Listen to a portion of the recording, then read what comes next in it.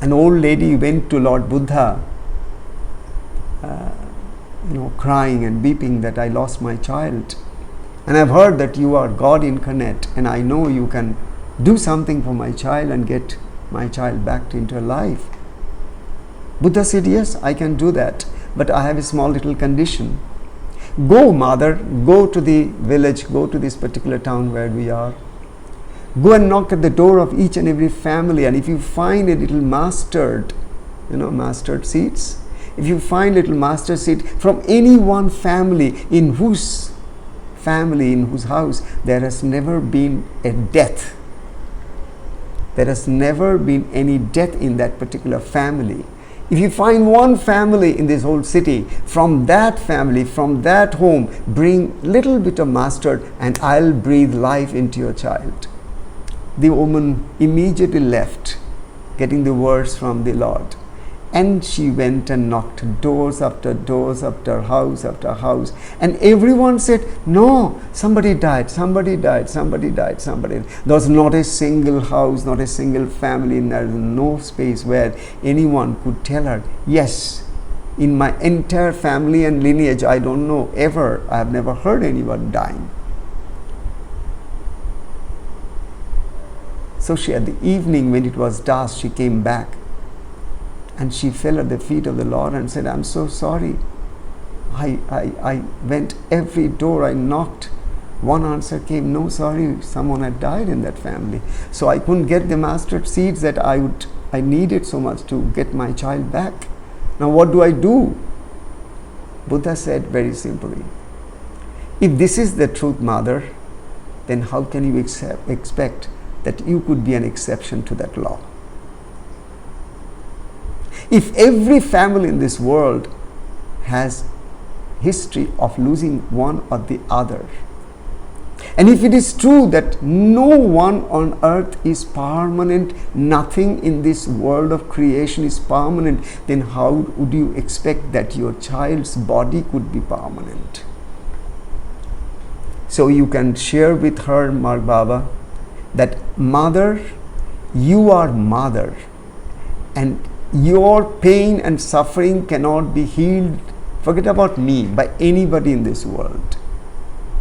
Because mother pain can only be felt by Mother Nature, nobody else. We can empathize, we can sympathize, we can say a few words, but I'm telling you that is very superficial. To me, the reality is this: only time is the best healer. Only time is the ultimate healer. Time alone heals. And this mother also will be healed over a period of time. But at this point of time, it is very difficult because she has just a very open wound. And you may apply any ointment, it could soothe her for a timing. Again, it will start to bleed because she is the mother. As in the beginning I said, the biological mother's relationship with the child is such that it defies every logic, it defies every rationality, it defies everything intellectual in this world. Her emotion is beyond your intelligence. So ask her to be silent and tell her one thing, that her child, Baba has said.